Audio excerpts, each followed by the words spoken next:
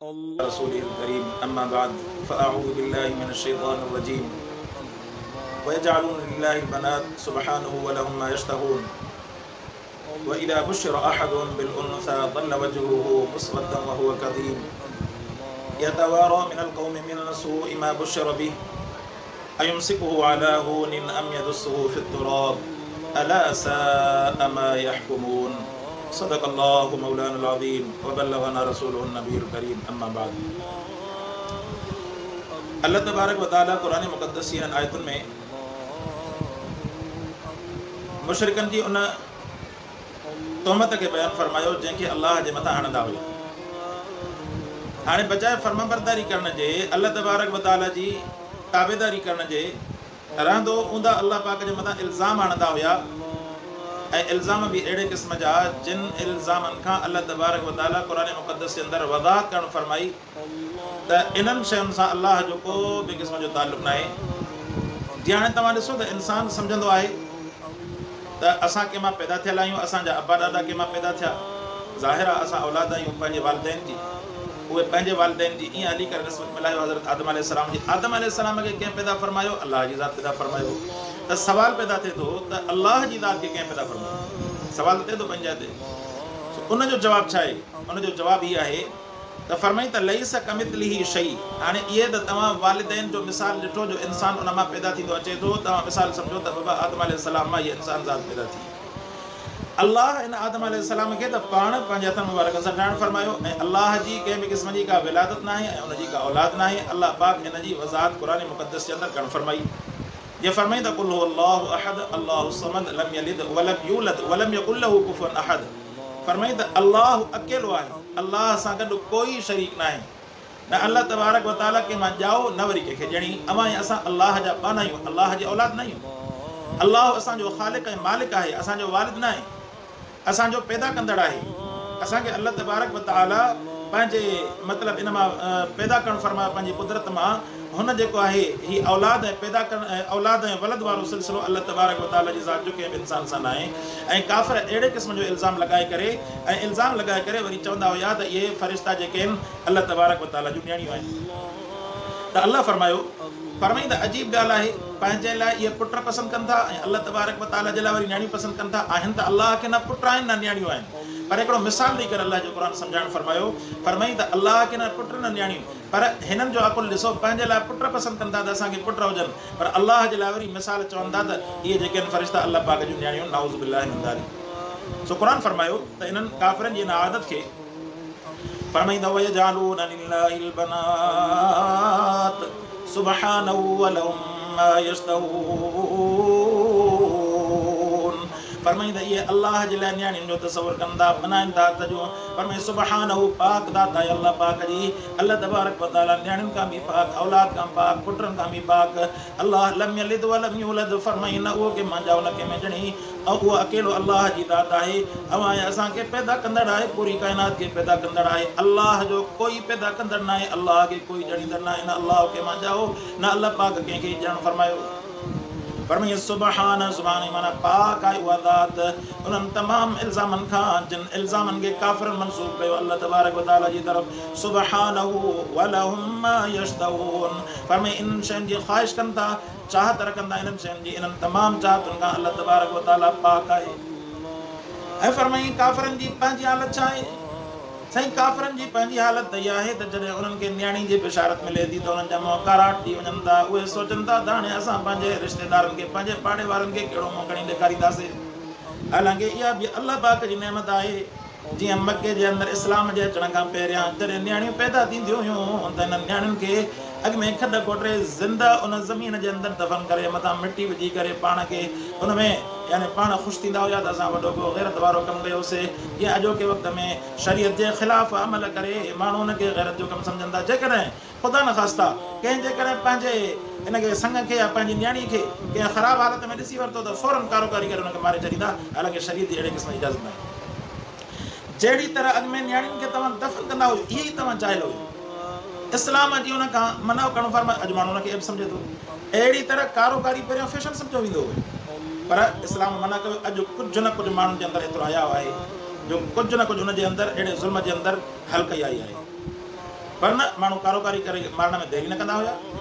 जॾहिं इस्लाम उन्हनि खे तरीक़ा सेखारिया, हालांकि जिन इंसान मुस्लमाननि खे असांजे सिंधी भाइरनि खे इस्लाम सां ज़रा वेर आहिनि, उहे सम्झनि त इस्लाम केॾो फ़ाइदो ॾिनो, तव्हांजी न्याणियुनि खे इस्लाम महफ़ूज़ करणु फरमायो, तव्हांजी न्याणियुनि खे इस्लाम हक़ ॾियणु फरमाया। कारोकारी वारे केस में उलमा इकराम फ़तवूं ॾिनियूं इस्लाम जे मुताबिक़, क़ुर ऐं रसूल सल्लल्लाहु अलैहि वसल्लम जे फ़रमान जे मुताबिक़, तॾहिं वञी करे न्याणियूं महफ़ूज़ थी वञनि।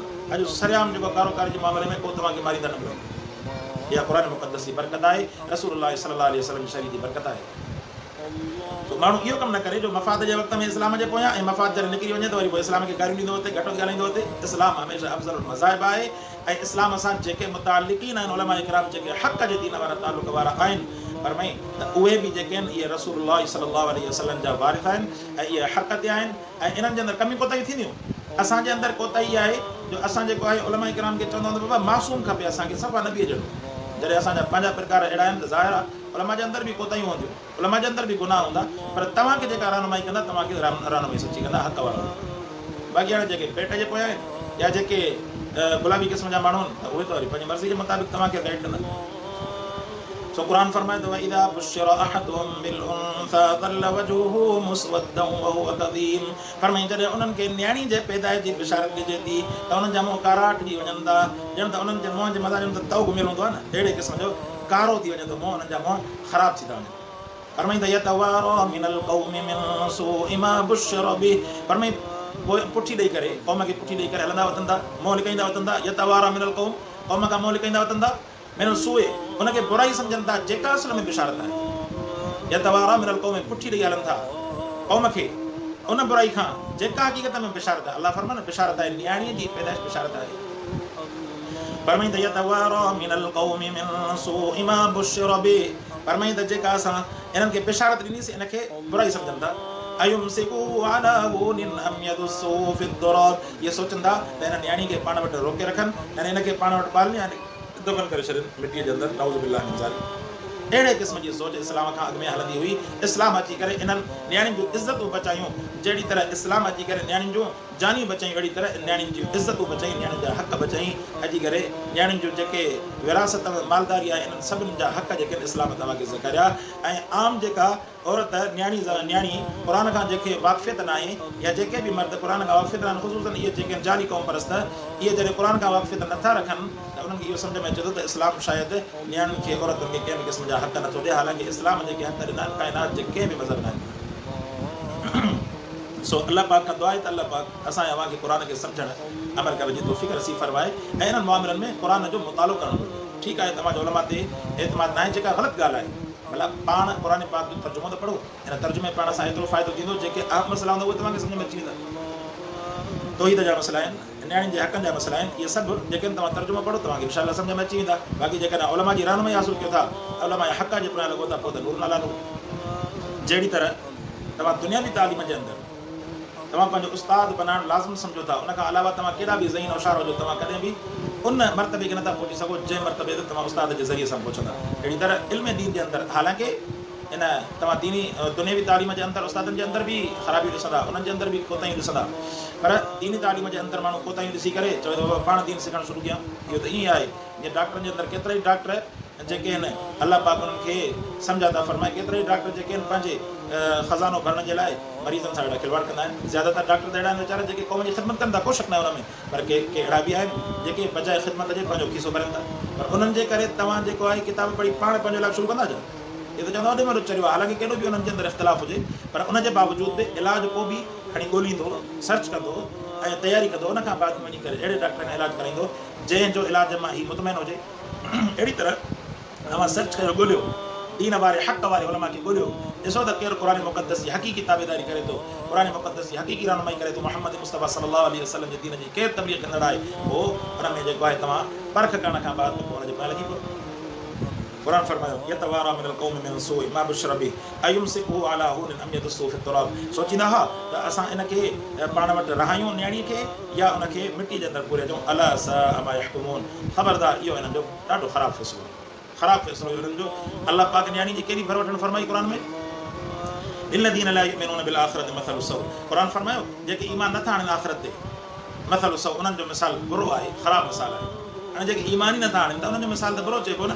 तंहिंजे करे मालूम थियो त आख़िरत जे कामयाबी जे लाइ ईमान ज़रूरी आहे। जेके मुस्लमान ईमान खां सवाइ या जेको आहे निमाज़ खां सवाइ पंहिंजो पाण खे अफ़ज़ल सम्झनि था, इन्हनि खे सोचणु घुरिजे ईमान खां सवाइ कहिड़ी ज़िंदगी आहे मुंहिंजे दोस्त।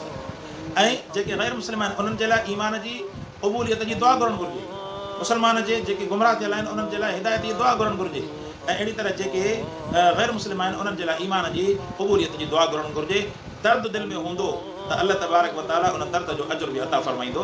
हालांकि काइनात जे अंदरि जेके बि इंसान ज़ात आहिनि, हाणे सभु जो सभु मुस्लमान थी वञनि, इहे अलाह जी चाहत खां अलावा नथो थी सघे।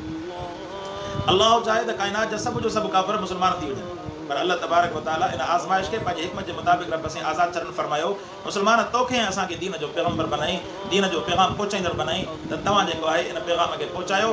नथा करे सघो पियो त पंहिंजे हक़ ताईं पैगाम खे पहुचाइण सां गॾोगॾु तव्हां अलाह खां दुआऊं घुरो त अलाह पाक उन्हनि खे हिदायत अता फ़रमाए।